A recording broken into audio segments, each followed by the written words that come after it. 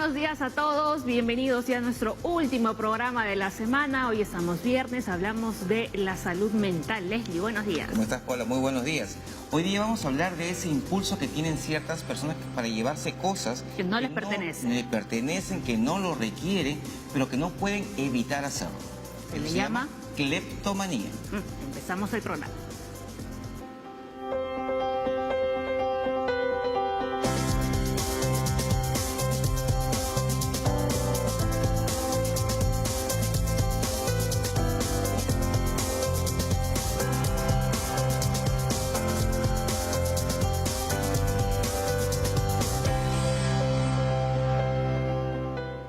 Hoy en la Junta Médica, en nuestro bloque de salud mental, hablamos de la cleptomanía, pero también más adelante vamos a hablar de las mascotas, un segmento que nos gusta mucho aquí también en el programa, ¿no? Y vamos a ver algunas terapias alternativas que se les puede hacer, por ejemplo, a nuestros perros. ¿Tú sabías que se les puede hacer acupuntura? Sí, recién me acabo de enterar, y así que va a estar muy interesante ver esta nota. Ajá, más adelante, como siempre, Aura nos trae los detalles. Pero hoy hablamos de la cleptomanía. Como decía Leslie, es un trastorno que se caracteriza por ese impulso, ¿no?, de obtener, de hurtar, de robar ciertas cosas que esa persona realmente no necesita. Así es un impulso que no puede evitar. No puede controlar. No puede controlar. No es lo mismo que vayan los tenderos a llevarse los jeans o la ropa, porque eso lo van a vender, porque eso quieren llevarse. O sea, van con una intención. No, estas personas roban sin intención realmente, pero tienen un impulso por llevárselo.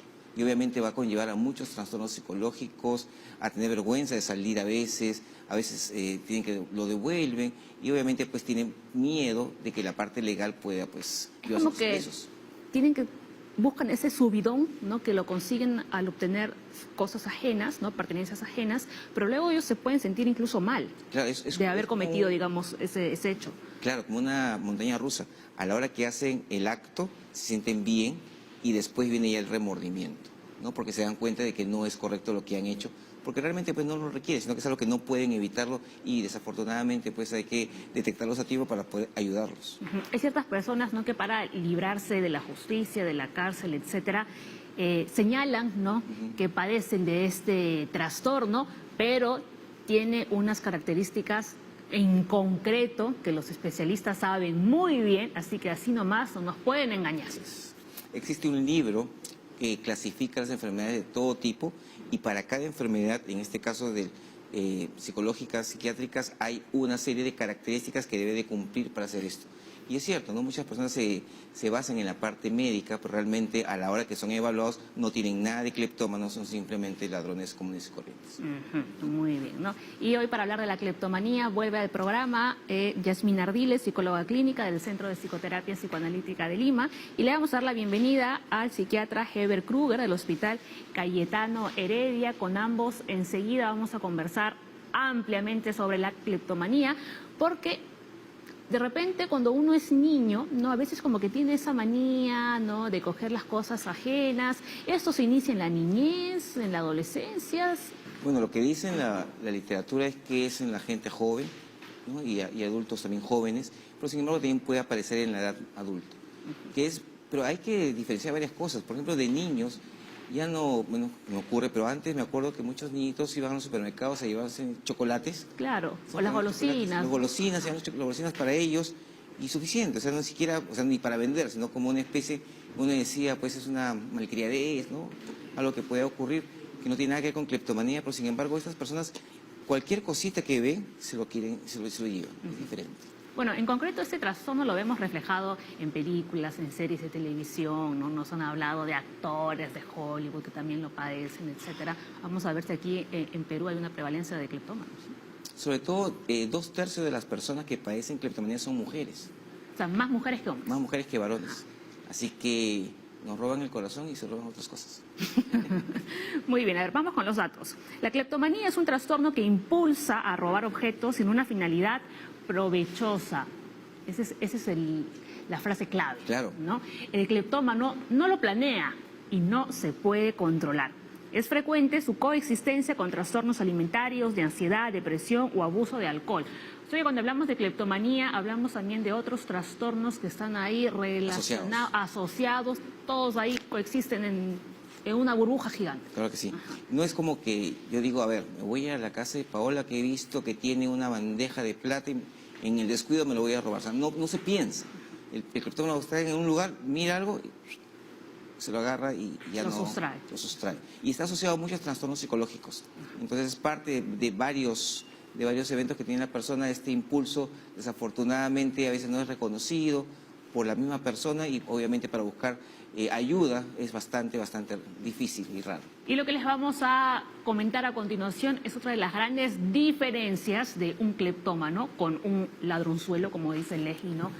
Cualquiera, que vemos mucho en las noticias. A ver, la persona con cleptomanía siente mucha culpa y vergüenza. Detectar ese trastorno es bastante difícil.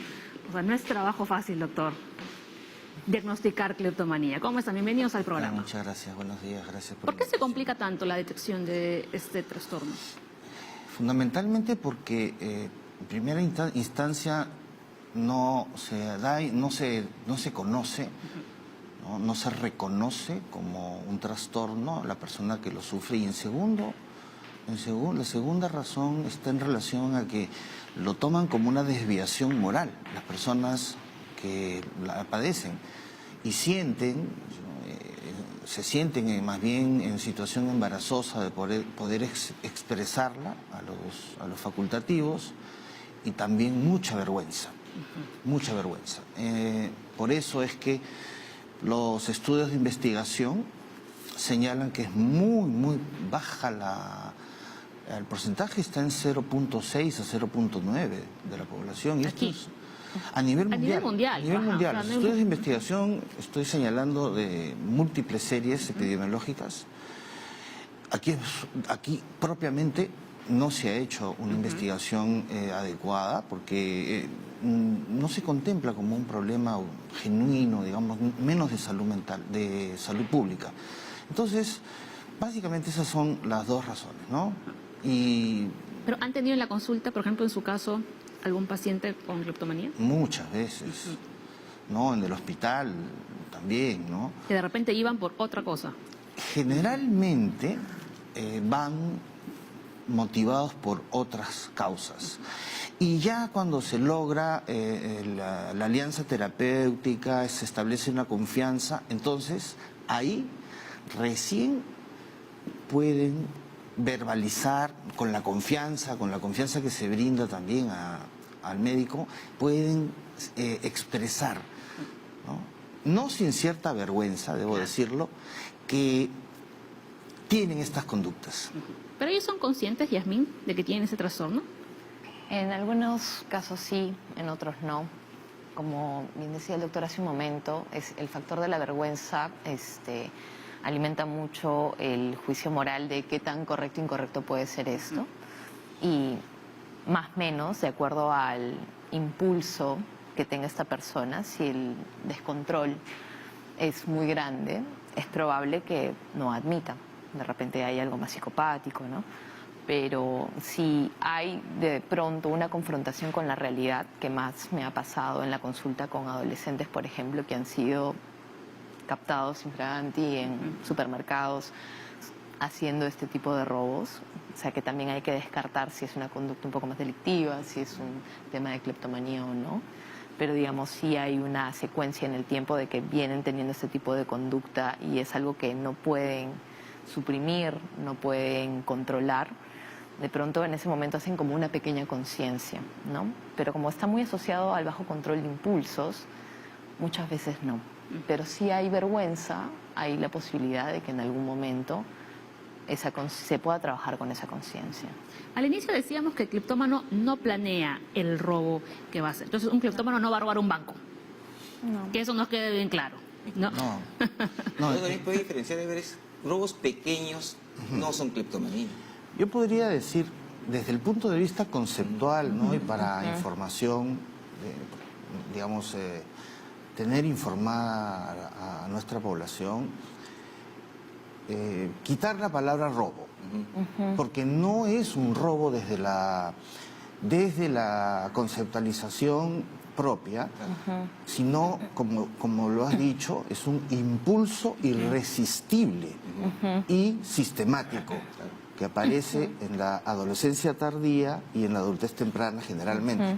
Entonces, no es algo que se pueda controlar. Si bien es un acto intencional, o sea, hay intención, pero hay relación con llevarse un objeto que es visto, se genera una tensión y un nivel de ansiedad hasta que logra obtener el objeto que está viendo y se produce una satisfacción. O sea, solo cesa con eso. Exactamente. Y yo puedo señalar un ejemplo así, ¿no? He visto, por ejemplo, adolescentes que van a estos supermercados, ¿no? Adolescentes tardíos que van a supermercados y de pronto, ¿no? Tienen la imperiosa necesidad de ver un producto porque les atrajo el color y de pronto es un champú para damas.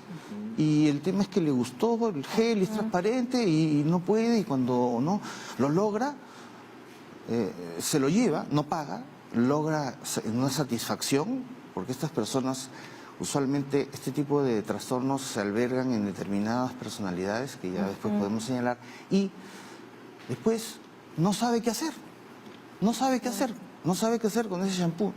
Es más, Porque realmente no lo necesita. no lo necesita, en realidad. Entonces, la vergüenza, ¿no? Y la situación embarazosa que es tener que revelar, bueno, ¿de dónde has sacado ese champú?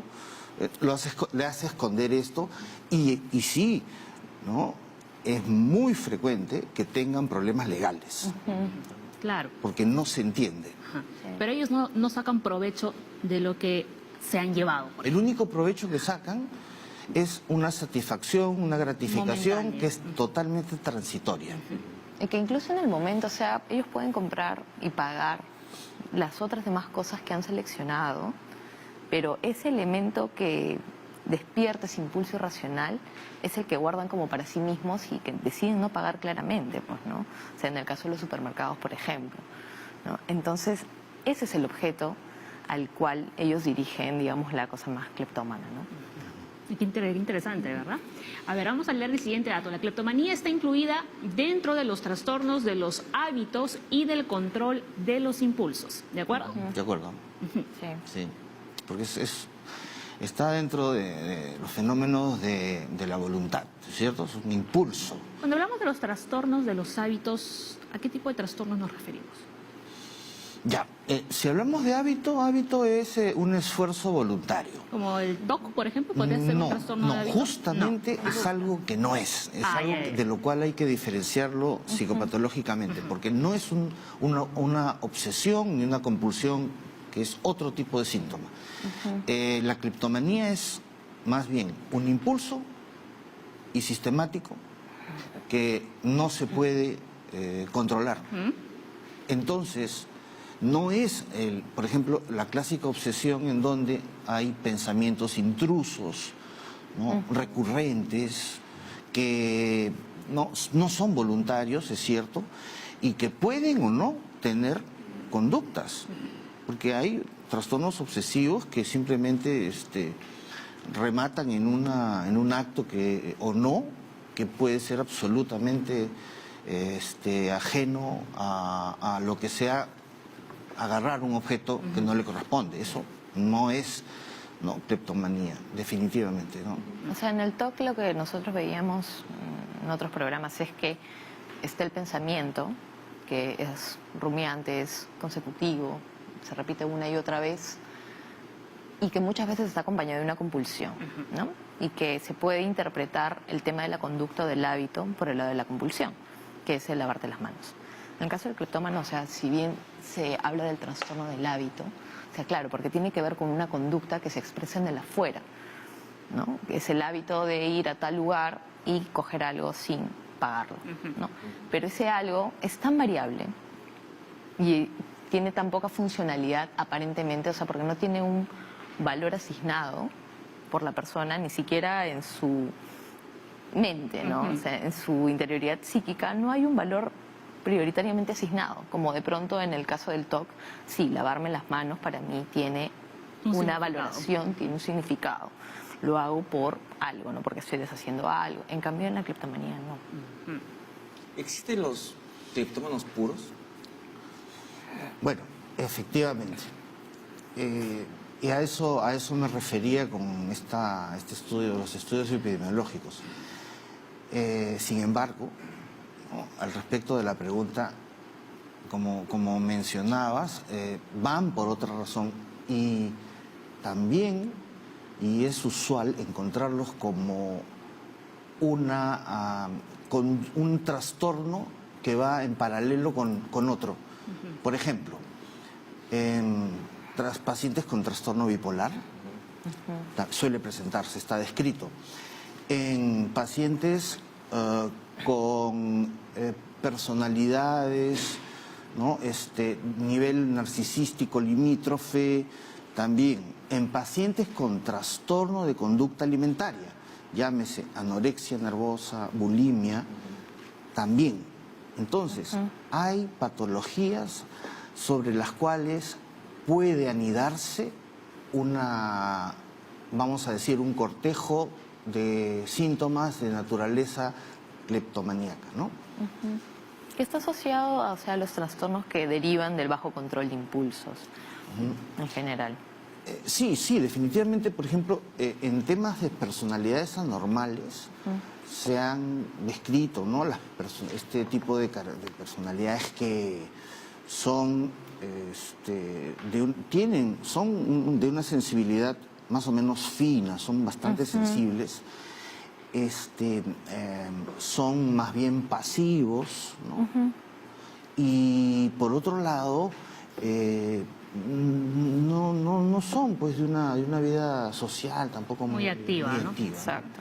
Y uno de los que estaba leyendo, que muchos pacientes a veces piensan que yo, que tengo cleptomanía, le digo al médico que soy cleptómano, me va a denunciar.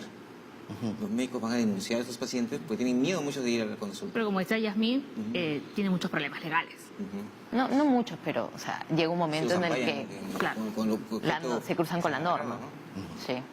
Sí, varias veces hemos tenido que hacer informes en el hospital, ¿no? Informes dirigidos a quien ha denunciado a los pacientes, para que no se asuma que está incurriendo en un robo, porque no se puede considerar un delito si bien hay una pérdida y uno la asume, ¿no? Aquí lo que hay que hacer es tratarla, Claro.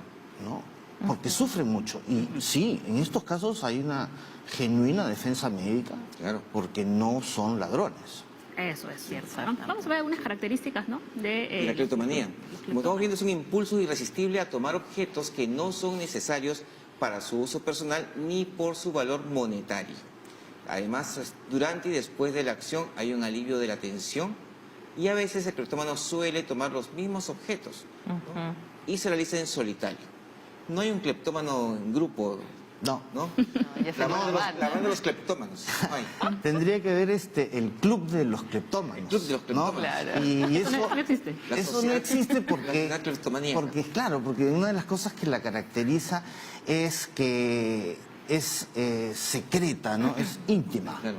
¿no? Es íntima y solamente se puede, digamos, expresar a través de alguien que le da mucha confianza. Puede ser una psicoterapeuta, ¿no? Un psicoterapeuta, el médico psicoterapeuta, psiquiatra, ¿no? Y tiene que haber, obviamente, una comunicación muy íntima que brinde confianza de manera tal que no la asuma, el paciente no la asuma como que, me va a denunciar. No. No, que eso quede claro. El médico pues, tiene un don de humanidad y el paciente puede decir muchas cosas que no son eventualmente ciertas. Entonces, lo importante es poder comprender a estos pacientes desde su posición de vergüenza, ¿no? De situación bastante culposa, ¿no? Que eso es lo que hace sufrir al paciente. Y que también para identificarlo, o sea, como para darnos cuenta, o sea, a propósito de no hay un club, es que es algo muy espontáneo, o sea, no hay una planificación, Claro, eso es lo que hemos visto. surge en el momento, sí. y no hay colaboración, ¿no? Que es básicamente lo que define a un club de personas que salen a delinquir, ¿no? Entonces, no la hay, no existe, es en el momento, y en el momento es que la persona es abordada por este impulso que no puede controlar, que viene acompañado de la tensión que mencionaban en las características, de la excitación, la sensación de que puede ser capturado o no, que también es adrenalínico, pues, ¿no? Y luego el salir airoso o no de la situación, que más o menos es lo que da la satisfacción, ¿no? Entonces es todo ese juego el que también hay que observar con bastante detalle. Muy bien, vamos a responder algunas preguntas. La primera. Justo, ¿no? Sergio dice, ¿los ladrones son cleptómanos? No. Bueno, No, ya fue respondida, ¿no? Ya fue. Una buena pregunta realmente, Sí. porque debe quedar bien claro en este programa debe quedar bien claro que no. Y que... y menos los que van en grupo. Menos, ¿no? Porque ya lo he dicho, ¿no? Acá no se trata pues de un acto organizado, planeado, no, definitivamente. Y eventualmente eso, hay algunos abogados que lo utilizan como algo para, ¿no? Para la defensa. Salvar a genuinos ladrones. Exacto. Definitivamente para eso entra el psicopatólogo, para definir cuándo es. Y obviamente Claro. el paciente, o la persona que realmente es ladrona, entra en inconsistencias. Eso es lo que yo decía al inicio, ¿no se acuerdan? O sea, por más de que nos quieran engañar, al final, ustedes los especialistas Claro. se van a dar cuenta si realmente son cleptómanos o no. Claro, O sea- imagínate que estoy viendo una joyería, alquilo la casa al costado, hago un hueco, me llevo toda la joyería y digo, no, soy cleptómano. Jamás. Claro. Está planificado y todo. Claro. No, Aparte, no, sí. yo además las he guardado en una maleta, ¿no? Yo las he guardado en una maleta, yo no las estoy usando, ¿no? Y de pronto, claro, ya tienen dueño todas las joyas, pero Y veo justamente fue pillados cuando justamente ya tenían, ¿no?, el dato de que estaba en este sitio y que había que buscar simplemente en la habitación donde estaban. ¿No? Entonces, esas no son, eso sería una inconsistencia, por ejemplo, ¿no? Aparte, o sea, también tenemos que ver que si bien estamos señalando que se puede dar en lugares públicos, muchas veces el cleptómano no elige solamente lugares públicos como supermercados, tiendas, no, también puede ser en la casa de un amigo y de pronto veo reunión. un Hasta de lapicero sus padres. una reunión y veo una copita que llamó mi atención o el shot de tequila que utilizó y eso es lo que me llevo. ¿No? O algo que de repente veo que tú dejaste encima de la mesa y me siento en la tentación de tomarlo. Ya, y que puede ser una hoja. Imagínate esa escena, ¿no? Yo invito a mi amigo, que yo no sé evidentemente que es cleptómano, se lleva algo de mi casa, yo me doy cuenta y lo confronto. ¿Cómo responde? De manera, no sabe cómo ¿Lo va a responder. negar? ¿Se pone nervioso? ¿Qué Sí, pasa? absolutamente, ¿no? Lo usual es que entre en un cuadro de ansiedad, ¿no?, que es reactiva a la confrontación y no sabe explicarlo. Por supuesto que usualmente va a decir, no, yo soy cleptómano, ¿no? Entonces, obviamente no va a carecer de credibilidad en ese momento, porque es algo escondido, y evidentemente aquí básicamente es que va a devolverlo a menos que ya lo haya puesto a buen recaudo, porque a veces lo eliminan simplemente Pero qué por difícil vergüenza, lo devuelve o lo sustituye y finalmente pues queda en una situación bastante penosa frente a el amigo, ¿no? A su círculo social, porque además el amigo va a ir contando, ¿no?, lo que le ha sucedido Sí, con los demás. cuidado Oye, con tengan fulano. cuidado porque se llevó esto de mi casa. O atribuyen la irracionalidad pues al acto en sí mismo y es como, no me di cuenta, ¿no? O no sé si mejor peor de los casos, también muchas veces lo que hacen es devolver de manera secreta, ¿no? O sea, lo conservan por un tiempo y de ahí van a tu casa nuevamente y ¡uy! Apareció, ¿no? En el mismo lugar, además. Claro, en el mismo lugar.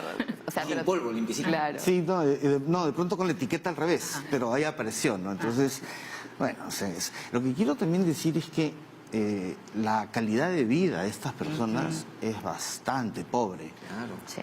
¿no? Porque se ven en la necesidad de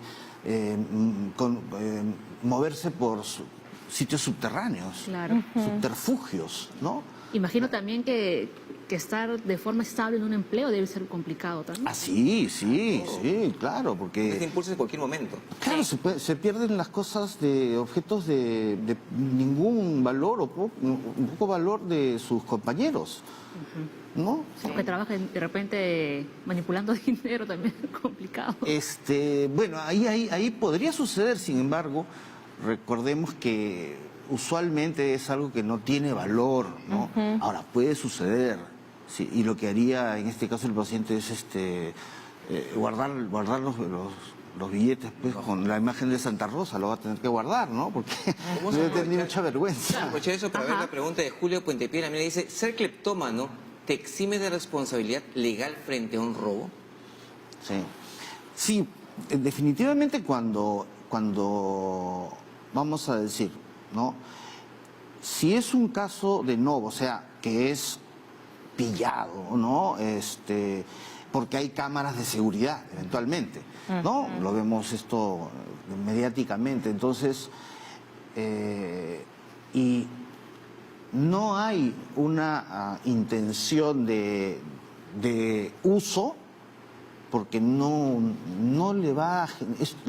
por definición no es algo que vaya a usar, no es algo que necesite. Sí, no es necesario por completo. Entonces, ¿no? Están los casos puros, ¿no? Y los otros que van en... Se llama comorbilidad, o sea que van en como dos enfermedades, pero suelen estar presentes en las patologías que he señalado, ¿no? Señaladamente trastorno bipolar, trastorno de conducta alimentaria y determinadas personalidades, ¿no? ¿Y qué sucede con estas personas? ¿Quedan libres de polvo y paja? Lo que hay que hacer en realidad es, si es un caso nuevo, pasa por una pericia psiquiátrica y psicológica, ¿no? Que le hace el Poder Judicial, porque el abogado defensor sí puede esgrimir que se trate de una cleptomanía. Finalmente, ¿no? Esos filtros pueden inclinar la balanza hacia que no es genuinamente un ladrón. Y como usualmente son de poco valor, aunque son frecuentes, bueno, simplemente yo he visto muchas veces, he tenido que ayudar a pacientes que, bueno, se les pone la foto y persona no grata, ¿no? Claro. No, sí, entonces ya están ahí, no pueden entrar a ninguna de las cadenas de tiendas, ¿no? Y bueno, eso es obviamente es una forma, digamos, de poder impedir que sucedan nuevamente estas pérdidas. Sin embargo, no deja de ser descalificador ante la sociedad, ¿no? Claro, porque tú Imagínate entras a la cómo tienda y dices, tu oye, yo foto. lo conozco. Claro. ¿Has visto la foto de fulanito en esto? Y comienza pues a ver más carga sobre la pobre persona. Pero por eso- Imaginemos, ¿no? sí, Imaginemos al doctor Leslie Soto pues ahí en la foto. Eso sería Chicharrón. penoso, pues penoso. Y obviamente yo lo defendería, ¿no? Eso. Pero por eso es importante ver también un poco la intencionalidad de la pregunta, ¿no? O sea, porque también tiene un trasfondo quizá medio turbio, Exacto. ¿no? Como para Los abogados escuchar defensores. qué pueden hacer y que no, no solamente los abogados, sino las personas en general que ven el programa. Básicamente, No tenemos ideas. si es que la persona, o sea, se tiene que descartar primero si es que hay una conducta psicopática o no. Porque si hay una conducta psicopática o rasgos de personalidad, ya inminentemente tú descartas la cleptomanía y también tienes que pensar mucho en el tipo de robo sobre el cual tú estás emitiendo un informe o estás evaluando en esa situación, ¿no? No es lo mismo, pues, que me acusen y mi cara salga porque me robé un Milky de tal cadena a que me lleve la caja fuerte y diga soy cleptómano, ¿no? Entonces, también pensar un poquito en eso, ¿no? O sea, que se descarte y que se haga una clara diferencia entre lo psicopático que va Claro. de la mano con lo delictivo y el tipo de robo que generalmente es menor, como venimos diciendo. Muy bien. Están escuchando, ¿verdad? Media hora prácticamente de programa, pero todavía nos queda una hora más. Nos vamos a la pausa, pero tenemos otra consulta. Carmen, ¿un niño puede ser cleptómano? No. Pensamos, doctores, y le respondemos después del corte. Ya regresamos.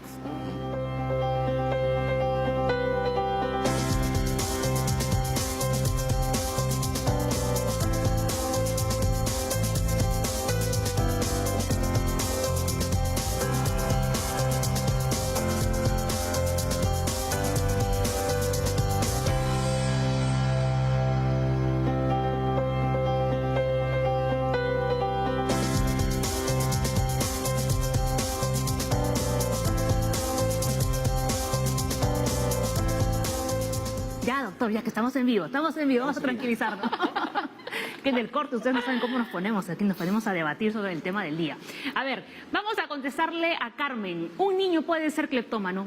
Sí, hay casos raros, pero pueden ser cleptómanos. Hay, sí, niños de 6 para arriba, o sea, ¿no? que pueden presentar estos trastornos, ¿no?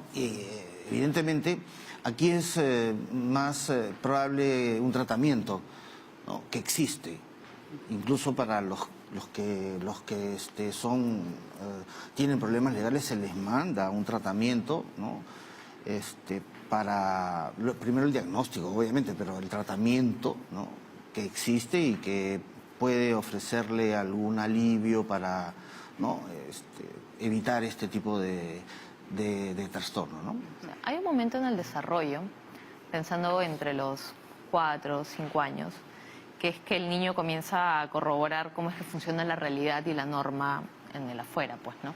Entonces, si de pronto es un niño que está pasando con su mamá y ve, pues, un paquete de tenedores descartables y ¡pum!, los mete en la cartera de la mamá y se van, pues, ¿no? Y de pronto la mamá se da cuenta que ese paquete de tenedores está en la cartera y que no lo habían pagado y le pregunta, oye, ¿tú pusiste esto aquí? ¿Cómo llegó? Ah, sí, yo lo puse, ¿no? Pero de pronto también hay que evaluar que a esa edad no hay una claridad de el intercambio del yo pago o doy estas monedas a cambio de este objeto, ¿no? Entonces no hay una noción muy clara del valor, del dinero, de cómo se da ese intercambio, ¿no? Eso generalmente se llega a establecer también de acuerdo a la responsabilidad y el grado de madurez que tengan los padres para establecer ciertas normas de crianza y explicarle a los niños, ¿no? Por eso decimos entre los 6 y 7 que de pronto sí podrían haber como que ese tipo de conductas, pero que no están asociadas y que de pronto con explicación, oye, no, esto no lo vuelves a hacer y no vuelve a pasar, todo bien, ¿no? Pero en adelante yo lo llamaría más como rasgos, no sé si un trastorno propiamente, y que dan cuenta de un bajo control de impulsos, ¿no? Y asegurarse de que de pronto también en otros aspectos de vida, en otras áreas sociales, ¿qué más está pasando con ese impulso?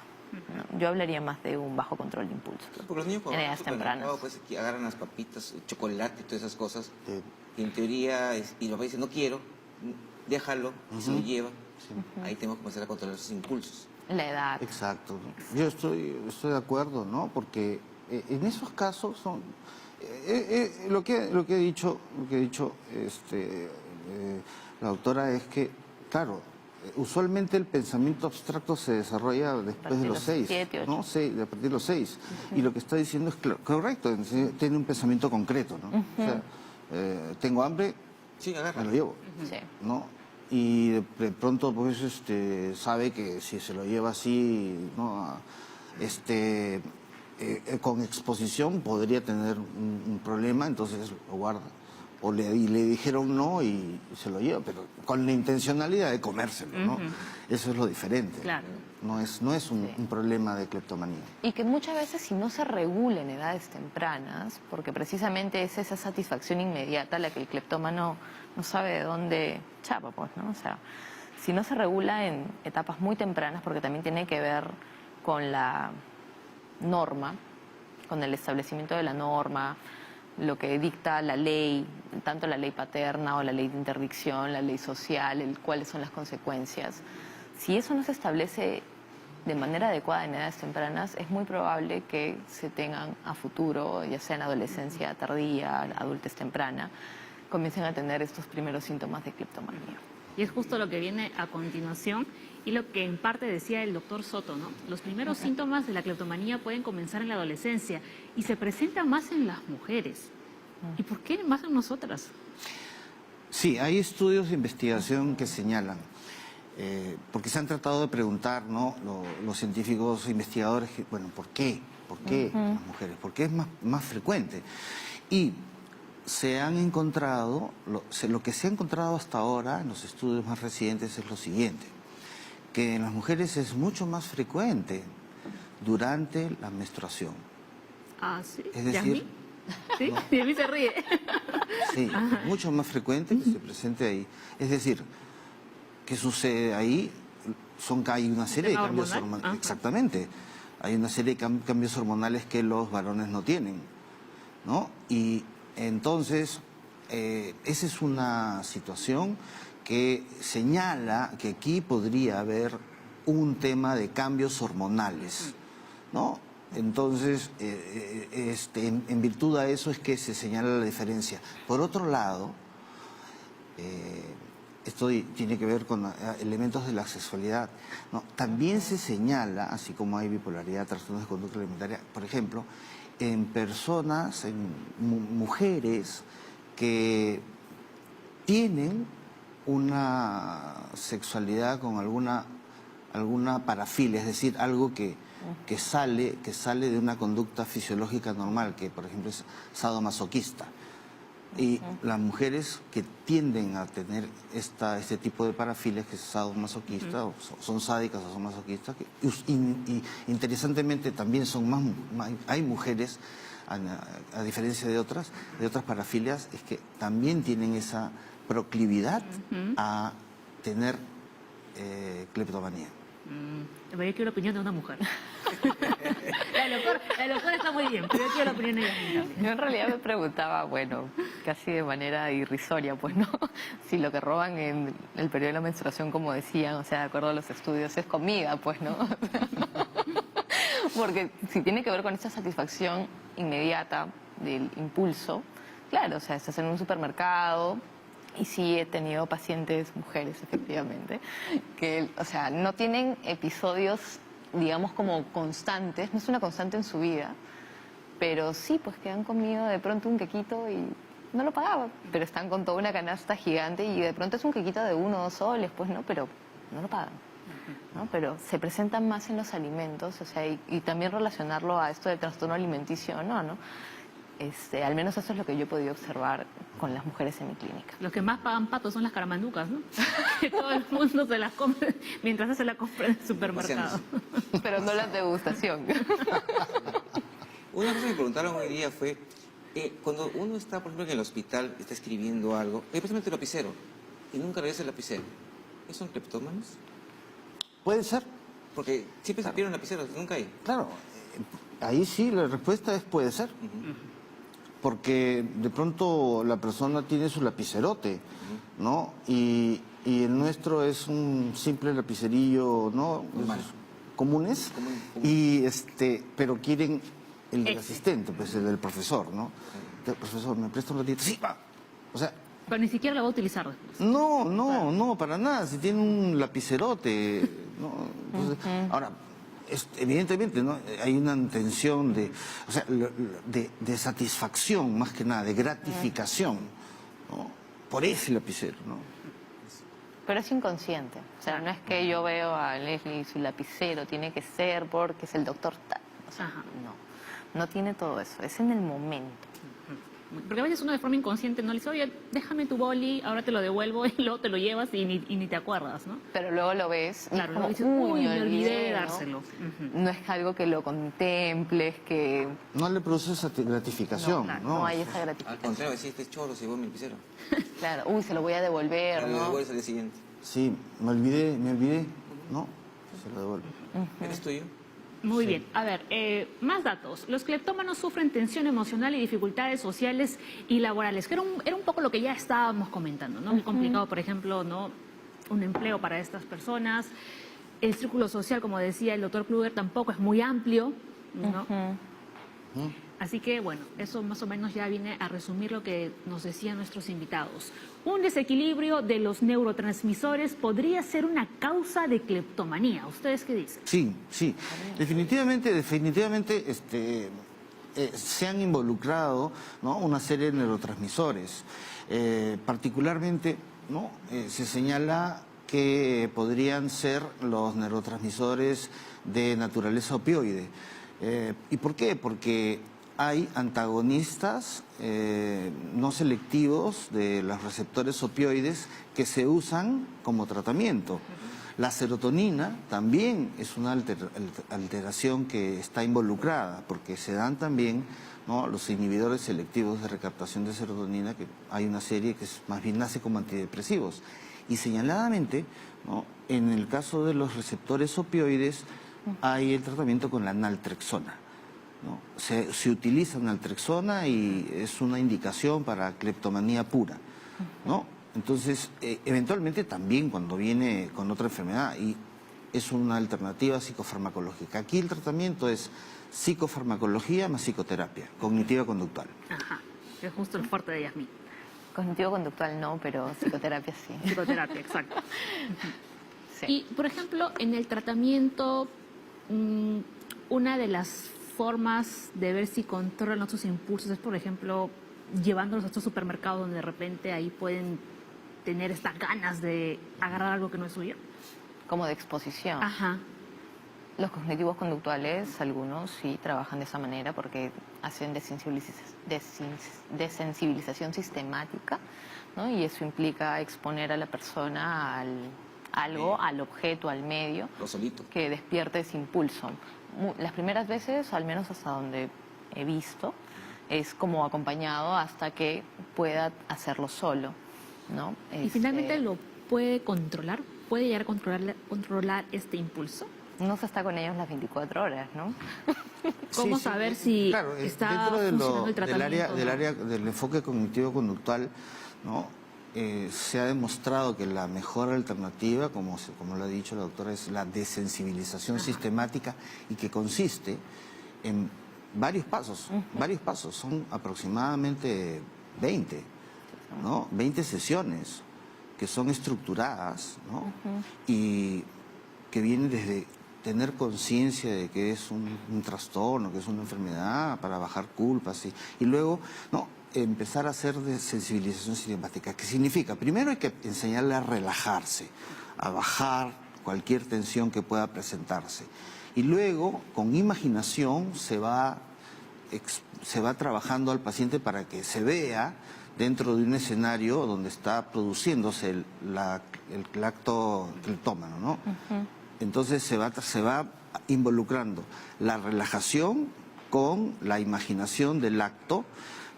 Luego se produce en el ambiente psicoterapéutico, ¿no? Y se exponen varias cosas de manera que se genere, ¿no? Vulnerabilidad. Y una de las cosas que se hace también dentro de ese proceso es que se reconozcan los signos de alarma para el paciente, porque tiene que saber cuáles son las vulnerabilidades que lo llevan a llegar a un impulso irresistible como la cleptomanía.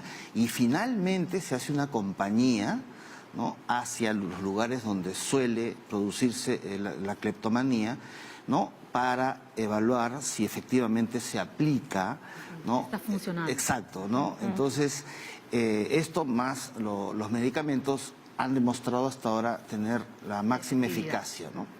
Pero también es relativo en el sentido de que puede haber un desplazamiento, porque muchas veces se trabaja solamente en algunos determinados lugares que, digamos, han sido los que el paciente ha utilizado en algún momento o mayormente, pero luego puede migrar a otro tipo de ambientes o escenarios, ¿no? Si eran supermercados, tiendas de ropa, no sé, un mercadito, de pronto luego puede ser la casa de los amigos, ¿no? Entonces, por ejemplo, desde el lado del psicoanálisis lo que se hace es trabajar en el mundo interno, la ausencia o la falta o la sensación de vacío que esta persona está tratando de cubrir con ese objeto que en algún momento se aparece en cualquier lugar y de pronto se tiene este impulso irracional por obtenerlo. Evidentemente el camino es mucho más largo, pero también se trabaja de esa manera. Y vamos a ver unas posibles causas de cleptomanía. Hemos puesto ahí, hemos visto un poco los neurotransmisores. Tenemos ahí lesiones cerebrales, problemas con la serotonina, factores hereditarios. En este aspecto, ¿qué tenemos en concreto? Yo tengo papá, mamá, tío, primo, hermano, yo también. Sí, hasta ahora, primero que lo único a lo que se ha llegado es que es poligénico. Poligénico. No es un tema, no hay un gen específico, no es poligénico. Evidentemente, ¿no? Si la personalidad tiene como una de sus raíces el temperamento, que es 60% genética. Entonces, ahí podría haber más todo un ambiente donde se desarrolla, ¿no? El temperamento, consolidándose luego la personalidad, que es a partir de los 18, 22. Entonces, podríamos hablar que si el ambiente y todo, ¿no? Toda la crianza y educación que he recibido es proclive, es como la semilla que va a germinar. Ahora, importante porque otro tipo de paciente que puede adolecer de cleptomanía son los pacientes que tienen algún daño cerebral, que no siempre es el daño visible, ¿no? Al ojo del neuroimagenólogo. Muchas veces en el hospital, ¿no? Hemos visto junto a los neurólogos y a los neuropsicólogos pacientes que han mostrado en pruebas neuropsicológicas que tienen algún daño, ¿no? Y entonces hemos visto las generalmente resonancias que tienen más resolución y tenemos daños en áreas que son justamente relacionadas al control de impulsos, ¿no? Entonces, también hay que considerar eso. Y obviamente es así, desde el punto legal también es otra variable de defensa, ¿no? Pero parece que... Es consistente. La otra gran pregunta es, ¿y la familia del cleptómano cómo está en ese momento? Claro, parte del proceso, ¿no? Cognitivo en la psicoterapia conductual también es juntar a la familia para poder expresar que esto es una enfermedad, que no es un acto delictivo, porque generalmente las familias, ¿no? Obedecen más bien a conductas punitivas, ¿no? De rechazo, de aversión, de discriminación. Entonces hay que educar. Llega un momento en donde luego de que el paciente tiene conciencia de que esto es una enfermedad y que hay que, ¿no? Que tiene que aceptarla, ¿sí? Para que, ¿no? Baje estos niveles de vergüenza y culpa, citar a la familia para hacer Claro. una información, ¿no? Científica, por supuesto. O la familia piensa que es fácil de controlar, ¿no? Eso es lo que hay que Si educar. fuera así de simple, ¿no? Sí. Pues, Hay que educar. ajá. También hay eventos dentro de la familia que muchas veces están ocurriendo que comienzan a desatar, sobre todo en la adolescencia, este tipo de comportamientos, ¿no? Que son más o menos llamadas de atención a los padres. O sea, cuando hablamos de factores hereditarios, yo pensaba en que en las historias clínicas de los pacientes que puedo haber visto, si bien está el bajo control de impulso, sea por consumo de alcohol, consumo de sustancias, etcétera, conductas agresivas por parte de familiares en el árbol familiar, también está, digamos, como la ausencia de los padres en periodos como muy específicos y los episodios que ellos comienzan a tener comienzan a ser también como llamadas de atención, ¿no? Y como un reclamo, más o menos, también a la norma, al confróntame con, ¿no? Porque en algún momento cuando ya se encuentran con la legalidad, con todo el tema de, oye, si la familia no te regula o si no hay alguien que haga esto por ti, la sociedad lo empieza más o menos a hacer, ¿no? Entonces, al menos en los adolescentes que yo puedo haber visto que empezaron a tener estas conductas, ese ha sido como un hecho muy importante. Las ausencias, estos vacíos internos de los que hablaba hace un momento, vienen por ahí también un poco. Muy bien. ¿No? Y que también se trabaja con la familia, ¿no? Porque medianamente eso cuando se comienza a atender, descartando el tema de las lesiones cerebrales, que es mucho más complicado, los problemas de la serotonina, o muchas veces acompañándose de la medicación que es necesario, también comienzan a mirar el problema desde otras dimensiones y que ayuden en el proceso terapéutico. Muy bien. Nos vamos a una nueva pausa en el programa. Al volver, si su mascota es cleptómana, no. Al volver, terapias alternativas para nuestras mascotas. No se lo pueden perder. Ya regresamos.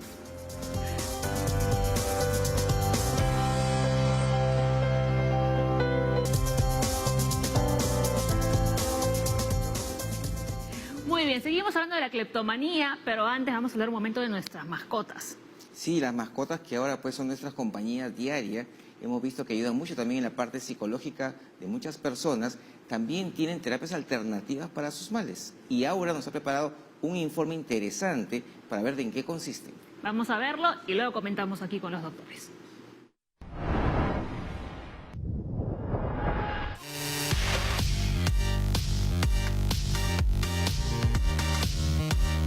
¿Sabían ustedes que el sistema nervioso de los animales es muy parecido al de las personas? Debe ser por eso que somos tan compatibles con nuestras mascotas.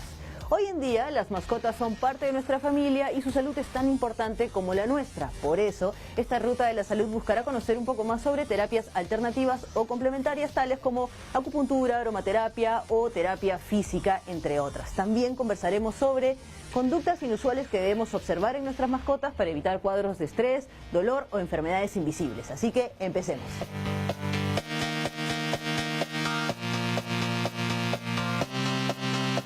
Y estamos con Samantha Gallo, que es médico veterinaria. ¿Qué es lo que piensas sobre las terapias alternativas o complementarias a las terapias convencionales que conocemos? Tenemos más que todo la acupuntura, terapia física, aromaterapia, que se usa bastante. Por ejemplo, la acupuntura básicamente es estimular algunos nervios y de acuerdo a esa estimulación hay una liberación de hormonas o algunos químicos que van a tener efectos analgésicos antiinflamatorios. La aromaterapia en verdad está causando bastante furor últimamente. De hecho, con los gatos más que con los perros. Con los perros no tanto, con la lavanda pasa bastante. La lavanda tiene un efecto tranquilizante, entonces incluso han sacado unos collares que tienen lavanda para que el perro se relaje un poquito más, que no sea tan ansioso. Y si no, se recomienda que pongas como una bolsita de lavanda en su cama. Además, ahora en los gatos creo que se utilizan estas hierbas gateras, así como el catnip, que a mis gatos los vuelve loquísimos, pero los hace felices. El catnip es una feromona sintética y en verdad sí, les da como le dicen la hormona del enamoramiento, la droga del gato, y ayuda mucho para que el gato también acepte cambios o acepte nuevos familiares en casa.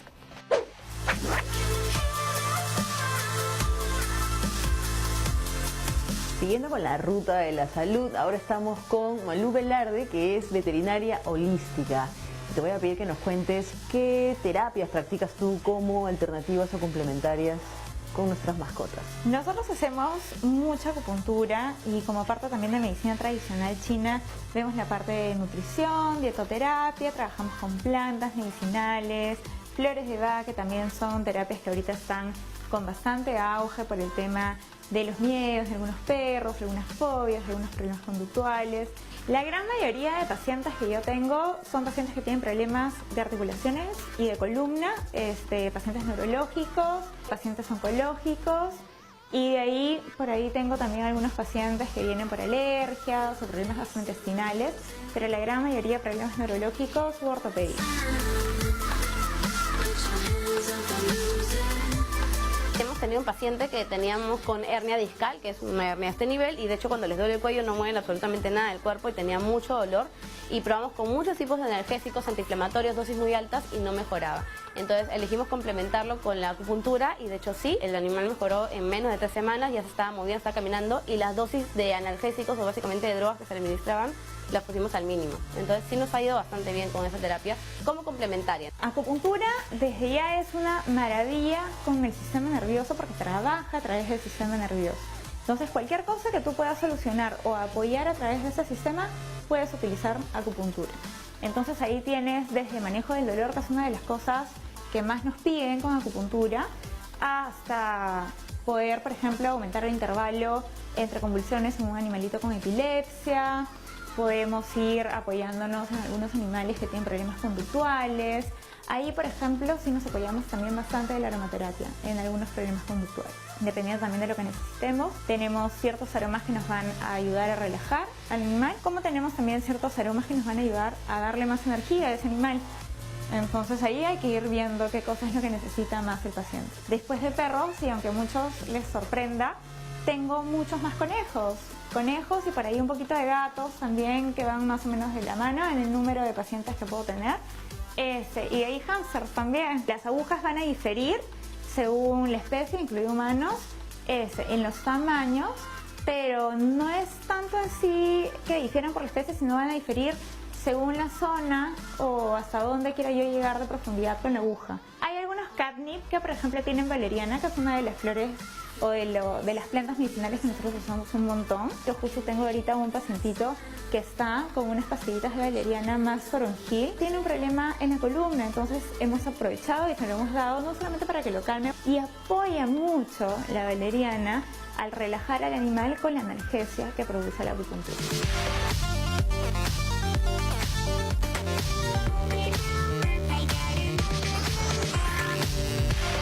¿A qué debemos estar atentos para prevenir cuadros de estrés o cuadros de dolor extremo o quizá alguna enfermedad invisible que de pronto llega y no sabemos? Las invisibles son las más importantes, por ejemplo, insuficiencias renales, hepáticas o cosas que en verdad se muestran ya muy al final del cuadro. Entonces, empezamos por lo más básico, un perrito que ya no está comiendo normalmente o no come sus horas, no come su ración normal, empiezan a tener problemas en la locomoción, ya no caminan con la misma rapidez o la misma agilidad, ya no se paran en dos patas, ya no saltan a la cama, los vas a ver arqueados, como que caminan así todos, con la columna, lo que se llama la lordosis, la cabeza también más baja. Entonces, más que todo eso es por el tema de dolor. Ahora, por el tema de ansiedad o de estrés, empiezan a tener algunos como tics o comportamientos inusuales. Perros que se lamen las patas insaciablemente, ya se las mojan, un babeo excesivo, caída de pelo, problema de socialización, se van a lugares oscuros, ya no juegan como antes en el parque, empiezan a tener fobias de la nada. Entonces eso sí también denota un estrés que puede ser inducido por cualquier tipo de cambio en su rutina normal. Que a veces nosotros podemos confundir con juegos, ¿no? Por ejemplo, yo tengo una perrita que es loquísima, que se muerde la pata de manera así frenética y yo digo, está jugando, ¿no? Pero de pronto se puede hasta lastimar. Sí, claro, hay perros que en realidad no solamente dejan la pata húmeda para que le crezca un honguito, sino que también se empiezan a lastimar y hay perros que llegan en un cuadro ya extremo de ansiedad a la automutilación, como pasa mucho con las colas. ¿Y eso podría medicarse también? Se podría manejar definitivamente con ayuda de un etólogo, que es un veterinario especialista en comportamiento. De repente la aromaterapia ayudaría bastante. ¿Qué opinas sobre esta nueva tendencia de una alimentación libre de cereales, libre de químicos, libre de preservantes, lo más natural posible, que es la comida bar? La comida bar es una comida que está, su nombre dice comida cruda apropiada para los animales. Entonces está basada en el perro antiguo, el perro libre que iba y cazaba, comía directamente carne, frutas y verduras y de hecho no tenía mucho acceso a cereales, a pesar de que es un animal omnívoro. Pero el perro de ahora no es como el perro antiguo. De hecho, no han evolucionado tanto y se han vuelto mucho más dependientes de nosotros. Entonces es un tema bien importante de marcar porque nosotros somos los responsables de la alimentación de ellos, de nuestras mascotas. Entonces tenemos que asegurar que la calidad del alimento que se le da sea la mejor. Y ahí es donde entra el procesamiento de calor. Entonces el BARF es contra el procesamiento de calor. Y la comida en pellets, los granitos o las croquetas son comidas que han tenido este procesamiento. Y el calor lo que hace es eliminar las bacterias, los patógenos y los parásitos. Entonces creo que si estamos a cargo de la alimentación de nuestros engreídos, deberíamos dar lo mejor, que es justamente comida inocua. Siempre lo que sea más natural va a ser mejor. En humanos se conocen todos los efectos colaterales que tiene la cantidad de preservantes, la cantidad de químicos, la cantidad de procesos a los que pueden estar sometidas las cosas que nosotros consumimos. Definitivamente también van a repercutir ciertas cosas de estas en nuestras mascotas, ¿no?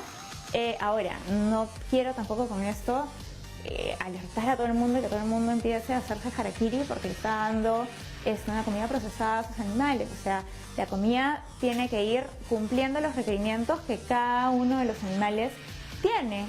Si una comida de bolsa cumple los requerimientos nutricionales de mi animal ahorita, bueno, pero igual, si a mí me preguntan, personalmente preferiría lo natural.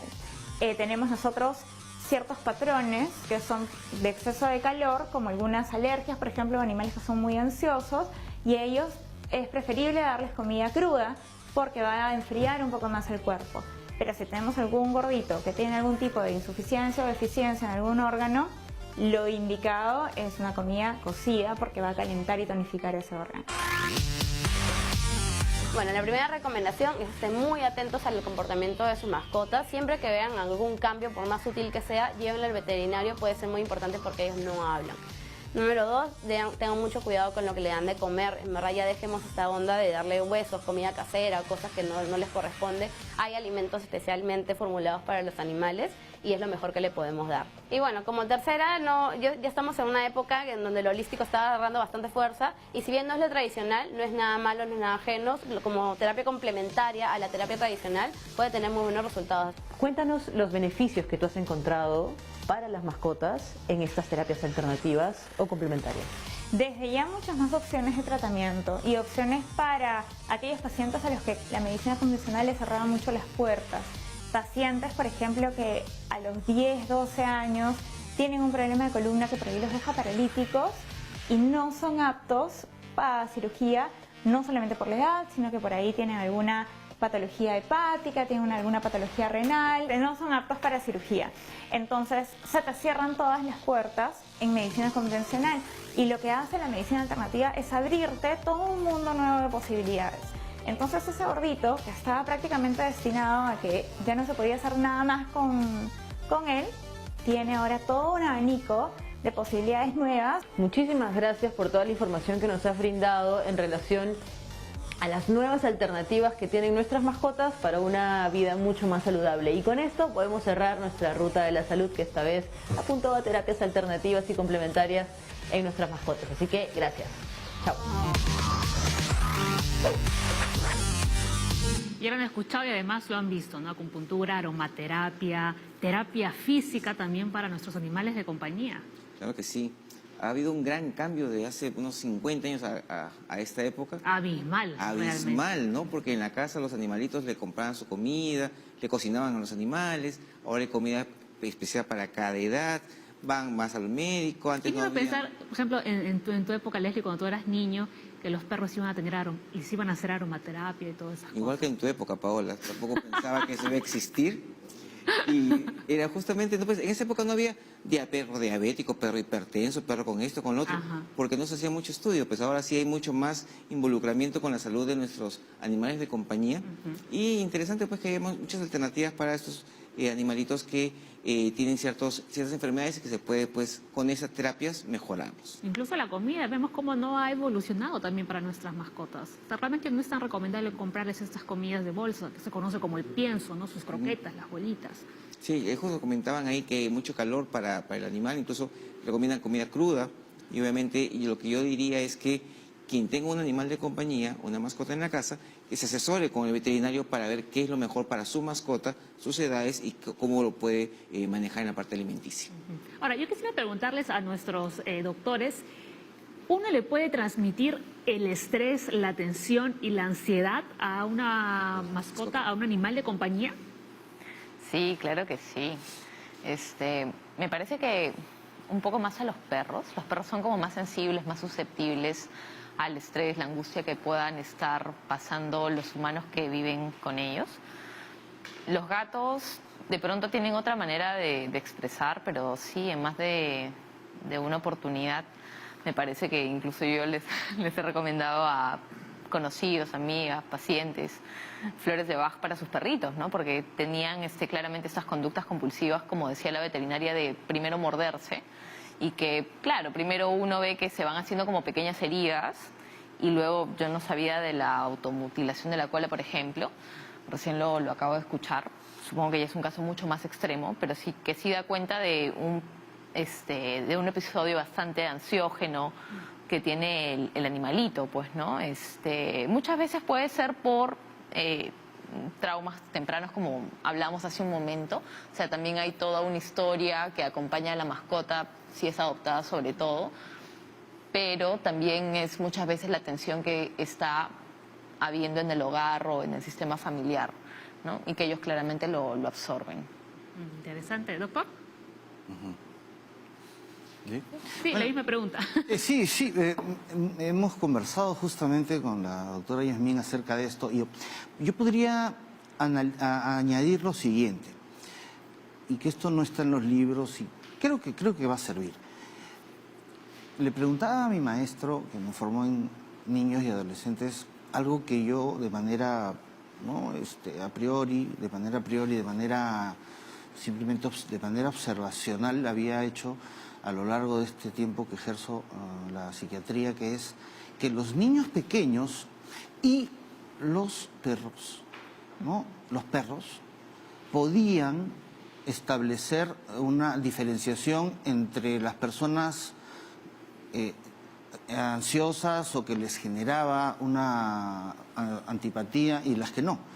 Porque habían perritos que no les ladraban a ciertas personas y usualmente eran personas relajadas y a otras personas no, pero usualmente eran personas con tendencia a la ansiedad, irritabilidad o la impulsividad. Entonces, igual los bebitos, ¿no? Que hay el tío o la tía que de pronto cae en sus manos y dejan de llorar.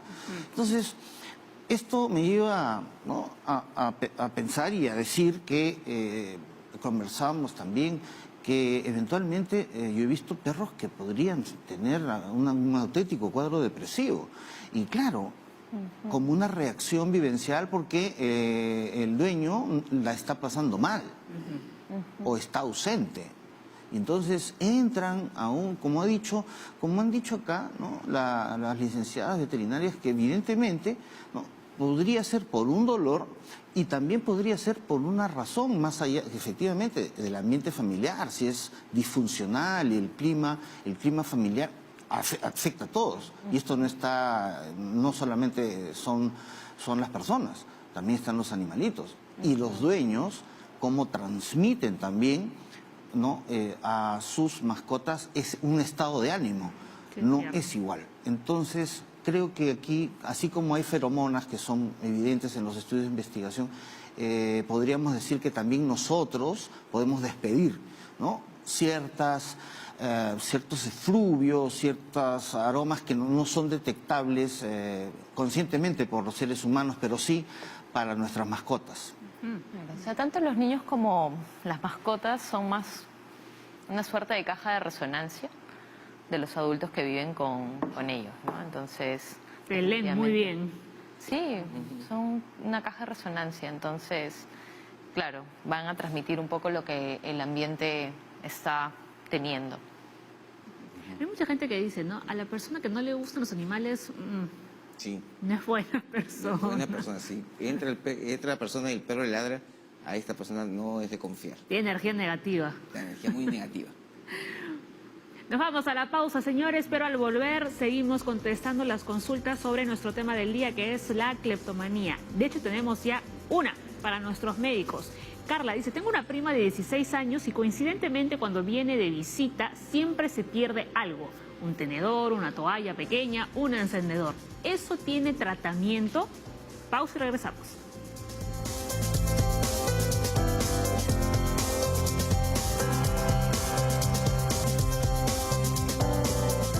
Vamos a responder la pregunta de Carla. Dice, tengo una prima de 16 años y coincidentemente cuando viene de visita siempre se pierde algo. Un tenedor, una toalla, un encendedor. ¿Eso tiene tratamiento? Vamos, que la familia ya la ha diagnosticado como cleptomanía.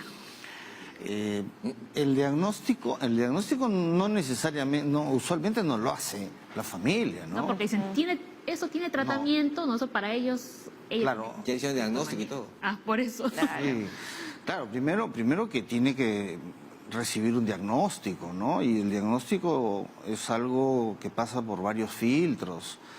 Entonces, aquí hay que decir las cosas, ¿no? Porque se puede estar señalando a alguien que de pronto es, ¿no?, genuinamente, ¿no?, intencionada, no sé qué, ¿no? O sea, aquí con y la pinzas, otra, ¿ah? claro, y la otra es que sí, de pronto sí tiene se hace el diagnóstico de cleptomanía y obviamente, ¿no?, lo que ha dicho Yasmín, que es la vergüenza y la culpa, ¿no?, la inundan y ahí, bueno, sí, en esos casos sí tiene tratamiento.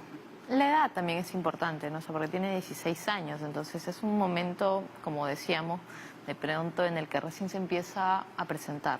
Entonces, un primer señalamiento amable como, oye, me he dado cuenta que, ¿no?, quizá antiguamente alguna abuelita diría algo así como, son los duendes, pues, ¿no? Es que cada vez que viene seguro se aparece un duende y algo se desaparece, ¿no? Que es una manera como muy amable de decirlo, Claro. pero la otra persona va a captar que algo sabes. Y en función a eso se puede abrir algún tipo de apertura y decir, oye, pero veamos qué pasa, pues no, porque no vas, te entrevistas, te evalúan, de repente hay otras cosas que revisar, ¿no? De manera amable, más que preguntarnos si tiene un tratamiento o no, que es como muy, suena ya casi un juicio Claro. hecho, Sí. Invitar a ver qué pasa. Claro, porque imagínate que digan, vamos a jugar hoy día a revisar las carteras a todas cuando salen. Es un juego nuevo. Imagínate. No, eso De es terror. una, Terror. claro, pues eso es una agresión frontal, Claro. ¿no? Porque Sí, se, está, claro se que está diciendo, bueno, por aquí hay alguien que se está robando cosas. No, pues, no. A veces la idea es muy Exactamente. sutilmente para poder comenzar a abrir una comunicación. Claro, claro. Ten mucho cuidado porque ahora encima se acostumbra a poner cámaras también Claro. dentro de las casas. A ver, Marta dice, cuando estaba en el colegio me llevaba los borradores a mi casa y mi madre se molestaba, pero no entendía que era casual. puede desarrollar cleptomanía? Tenía 10 años. Yo creo que Son los borradores, ¿no? O sea, una cosa... sí, podría ser, Sí, claro. podría ser. El punto es que tendríamos que tener más información, Ujú, claro. ¿no? Porque primero, yo señalaría dos cosas entre las otras más que se tienen que evaluar. Primero, ¿para qué? ¿No? Segundo, si había un estado tensional previo y luego una gratificación cuando agarraba borrador, ¿no? Porque eso es una cosa. Y después hay otras cosas más que es como un rompecabezas, ¿no? En donde se tienen que encontrar piezas para poder definir un diagnóstico. Y ahí también, o sea, ella se hace la pregunta, ¿no? Tiene 33 años y esto pasaba cuando tenía 10. Ella dice, pude desarrollar cleptomanía, como tratando de volver al pasado y ver si es que encaja dentro de esto que estamos diciendo, ¿no? Lo que no nos dice es si ahora, si continúa ahora, ¿no? Claro. Con O lo que yo le diría muy amablemente es qué cosas habrá querido borrar que necesitaba tantos borradores.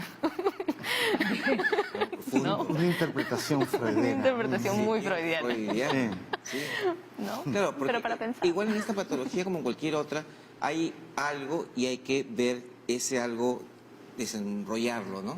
Como decir, tengo fiebre, ¿cuál es la causa? ¿No? Ver todas las aristas para poder determinar cuál es finalmente la etiología, porque no simplemente el que tú agarres algo no implica necesariamente una enfermedad.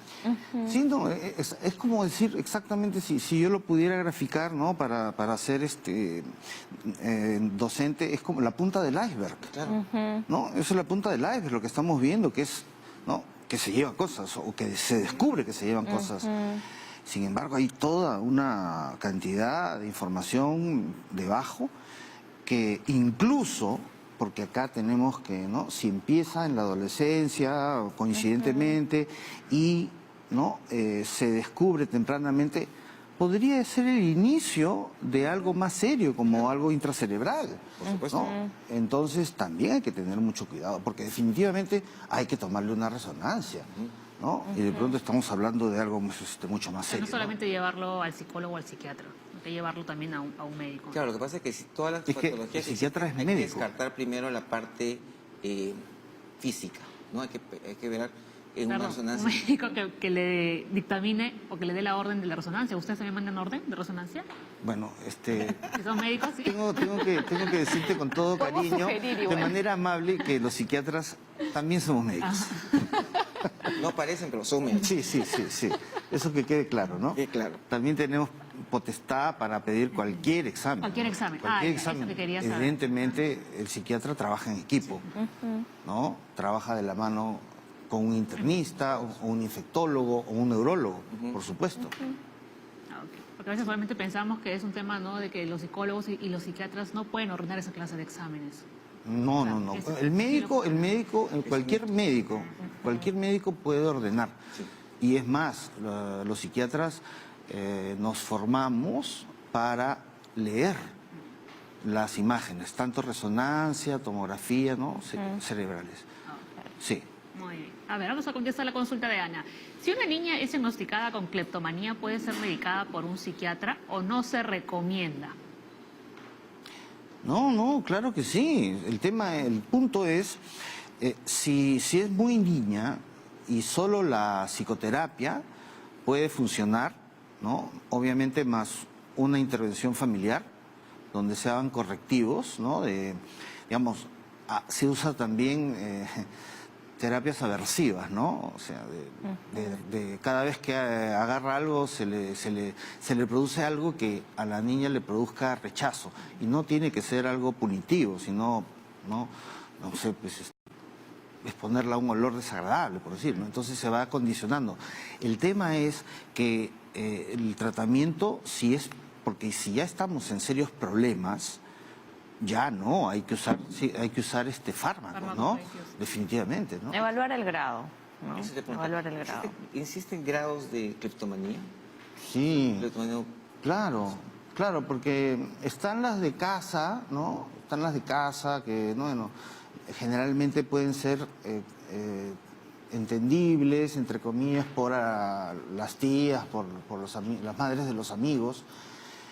Y están las otras, y me estoy yendo al otro extremo, que ya son penales, ¿no? Porque se están robando sistemáticamente cosas de alguna tienda, ¿no? Y evidentemente, ¿no?, las cámaras detectan y eso es una prueba, pues, flagrante, ¿no? Claro. A ver, Más preguntas. Tenemos a un Antes dato del acá. dato. Dice, el acto no se comete para expresar rabia ni venganza, ni en respuesta a un delirio o una alucinación. Básicamente es un impulso que estamos quedando de algo que le llama la atención y quizás no tenga ningún valor para esa persona, pero se lo lleva por esa razón, ¿no? Porque el impulso no le permite evitarlo. Sí. Claro,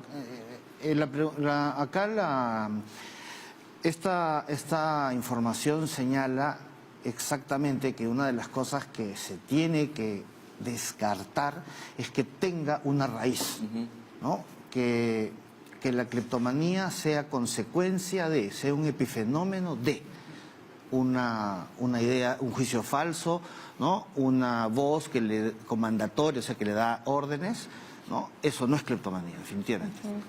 ok. A ver, rasgos esenciales de la cleptomanía, rasgos de conducta. 11:22, ya nos quedan pocos minutos. A ver, incapacidad para resistir el impulso de robar, que no es robar, objetos innecesarios. A ver, otro rasgo. Aumento de la tensión o excitación antes de cometer el acto. Exacto. Sensación de placer, gratificación o descarga al momento nuevamente de cometer el acto. Muy bien, entonces creo que con eso ya ha quedado bastante claro. ¿Tenemos alguna pregunta más? ¿Seguimos con las preguntas? Ahí están las preguntas. Ivonne, mi hermana tiene 19 años y me da miedo ir con ella a las tiendas porque siempre se roba algo. Alguna tontera que perfectamente podría pagar. ¿Eso es cleptomanía? Es muy probable. Es muy probable. Utiliza el por qué siempre se roba algo. Alguna tontería perfectamente. La edad, como hablamos, de pronto tendría como algo favorable. Todavía tiene 19 años. Está en plena juventud. Y también pensar un poco en los diversos escenarios en los que esto se puede presentar, ¿no? O sea, en este momento vemos de pronto que son las tiendas, ¿no? Si fuera alguien más pequeño, sería algo que se podría detectar a un nivel más personal, intrafamiliar o interpersonal tipo amigos. Luego se podría ver en la escuela, ¿no? Quizá en el momento, como para que ella también pueda pensar si es que eso le ha pasado en otros escenarios y evaluar si es que requiere de pronto algún tipo de entrevista, evaluación, sea psiquiátrica, psicológica, que pueda ayudarla a ver qué es lo que está pasando ahí, ¿no? Y indudablemente, el tema con las tiendas o con los sectores que ya implican una penalización mucho más compleja por la conducta delictiva, porque para la tienda es una conducta delictiva. Nosotros como profesionales de la salud mental podemos evaluarlo como un caso de cleptomanía, pero para la tienda es el acto de tomar algo y no pagar. Es un robo. ¿No? Es un robo. Entonces, o sea, tenemos que hacer esa diferenciación y también sí sería importante si ya está como en ese nivel, por así llamarlo, tempranamente podría, o en el próximo tiempo podría ya tener algún problema de connotación legal, que sería mucho más penoso y complicado para ella en su desarrollo, pues, ¿no? Personal. Una pregunta interesante, mira, de Yanis, nos llamó por teléfono de Coma, dice, nadie me cree, pero estoy segura que mi vecino se roba ropa interior del tendedero. ¿Eso es cleptomanía? Por favor, seriedad. No, absolutamente, no, absolutamente. Podría ser. Interesante. Sin embargo, Pero me lleva a pensar que de pronto también podría ser un fetichismo. Fetichismo, pareciera más que nada. De ¿No? todas Un maneras. fetichismo, porque De todas maneras. fetichismo es también la conducta, digamos, la respuesta sexual normal, ¿no? Que la única forma de lograr esa respuesta sexual es con una precondición, que es tener un objeto, en este caso, que se denomina fetiche, y que le genera la respuesta sexual. Y eso, mientras no tenga, en este caso, la ropa interior, que suele ser muy frecuente, y debo decir que los estudios de investigación incluso señalan, si es usada, mejor, porque esto despierta mucho más excitación. Entonces, ¿no?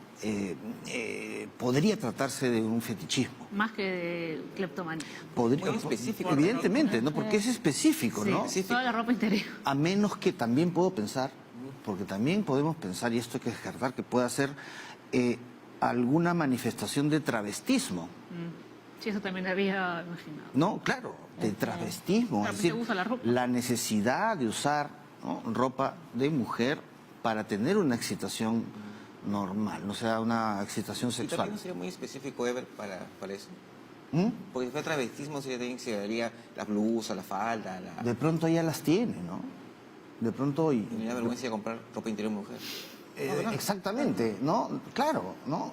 Porque ciertamente ahí hay un tema que podría significar que ya la ropa interior ya no, ¿no? O sea...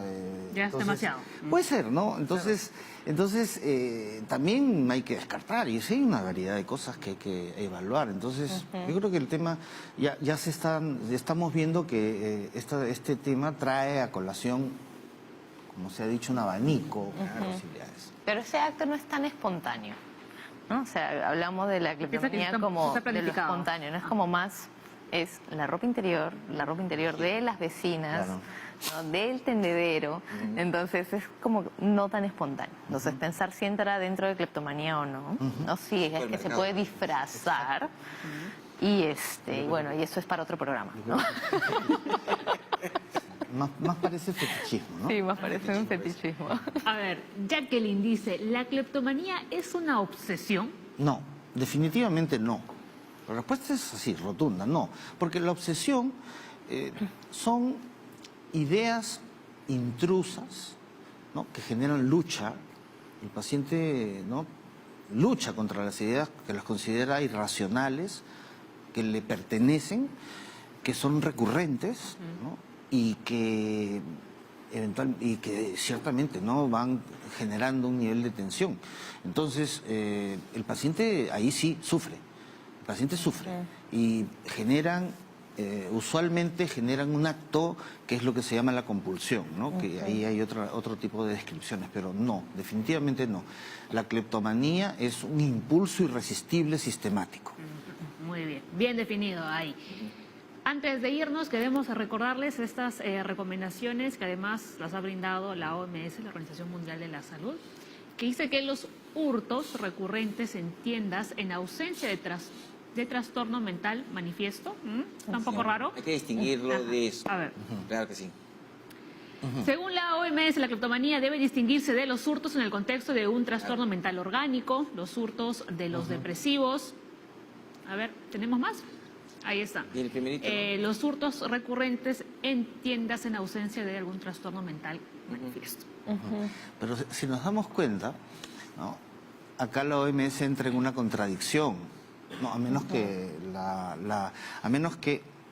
evidentemente no haya sido Bien traducido. bien, claro, no se haya traducido bien, porque hurto, robo, ¿no?, desde nuestra vertiente, como profesionales encargados de este tipo, ¿no?, que asumimos y vemos estos tipos de pacientes, ya el robo tiene una connotación, ¿no?, que no es la que manejamos nosotros, ¿no? Entonces, parece un robo, Pero no lo es. sin embargo no lo es. Entonces, hasta ahí en estas diapositivas hay una contradicción, porque después dice, no es hurto, ¿no?, en estos casos. En el robo hay un claro beneficio, ¿no? O sea, yo tomo esto porque sé que me va a beneficiar de alguna manera. Hay una intencionalidad, como ya habíamos hablado, la planificación. O sea, yo sé y estoy plenamente consciente de que obtengo un beneficio, sea monetario, en la cleptomanía no. Muy bien, bueno, doctores, nos ha ganado como siempre el tiempo, ¿no? Cuando hablamos de salud mental nos quedan bien cortinas los programas. Claro, es bastante amplio. Pero muchísimas gracias por haber venido muchas hoy, gracias. viernes, que tengan un feliz fin de semana. Gracias. Y lo mismo para todos ustedes el día lunes, enérgicos todos para empezar la semana saludable. Chau, chau. Chao, chao.